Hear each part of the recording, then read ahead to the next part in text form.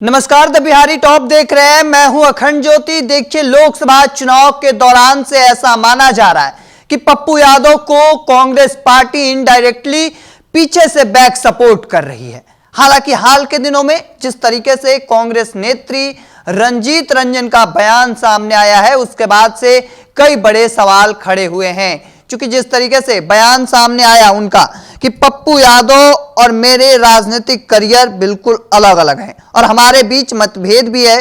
पिछले 1.5-2 साल से हम अलग अलग रह रहे हैं। उन्होंने जो बयान दिया उससे मेरा या मेरे बच्चों का कोई लेना देना नहीं है। सीधे तौर पर उनका कहना है कि उन्होंने इस घटनाक्रम को कानून व्यवस्था का मुद्दा बताया और कहा कि सरकार को इस पर गौर करना चाहिए। उन्होंने कहा कि उनके बयान से मेरा या मेरे परिवार का कोई लेना देना नहीं है। यह बात कांग्रेस नेत्री रंजीत रंजन का सामने आया। हालांकि जिसके बाद से जो चर्चाएं पहले से चल रही थी, जो माना जा रहा था कि कांग्रेस पार्टी उन्हें इनडायरेक्टली पीछे से सपोर्ट कर रही है, बैक सपोर्ट मिल रहा है। हालांकि अब इस बात को लेकर हम भी पुष्टि नहीं कर सकते हैं कि मिल रहा है अथवा नहीं मिल रहा। हालांकि जिस तरीके से लोकसभा चुनाव के दौरान देखा गया था, यह बातें कई तरह की चर्चाएं चली थी। हालांकि इन सब चीज के बीच अब कांग्रेस के बड़े नेता और सुप्रीम कोर्ट के अधिवक्ता संजीव कुमार सिंह ने भी अपना बयान रख दिया है।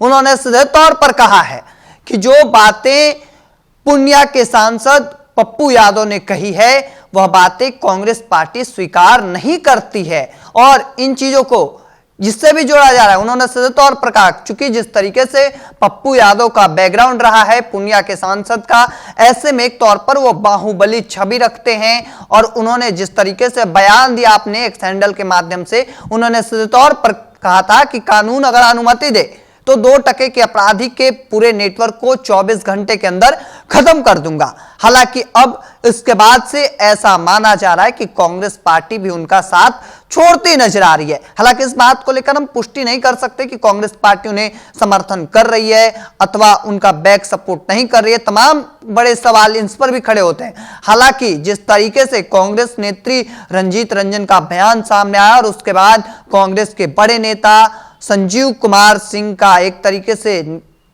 बयान जो है, बातें जो है वह निकल कर सामने आई हैं, उसके बाद से ऐसा माना जा रहा है कि एक तरीके से कांग्रेस पार्टी का साथ जो है वह छूटता नजर आ रहा है। हालांकि अब इन सब के बीच यह देखना काफी दिलचस्प होने वाला है, क्योंकि जिस तरीके से कांग्रेस के बड़े नेता और सुप्रीम कोर्ट के अधिवक्ता संजीव कुमार सिंह का बयान जो है वह सामने आया है।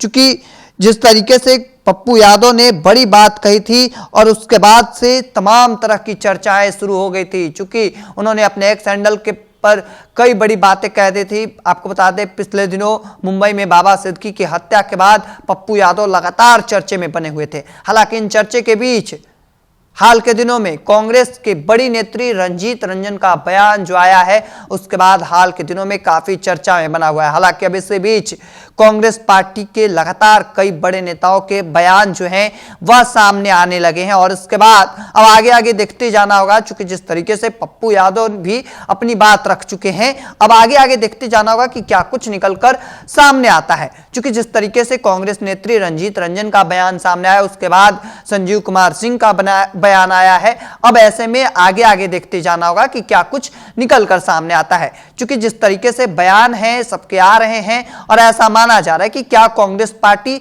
साथ खड़ी रहती है या फिर साथ छोड़ देती है। तब तक के तमाम हर अपडेट को देखते रहने के लिए द बिहारी टॉप देखते रहें। धन्यवाद।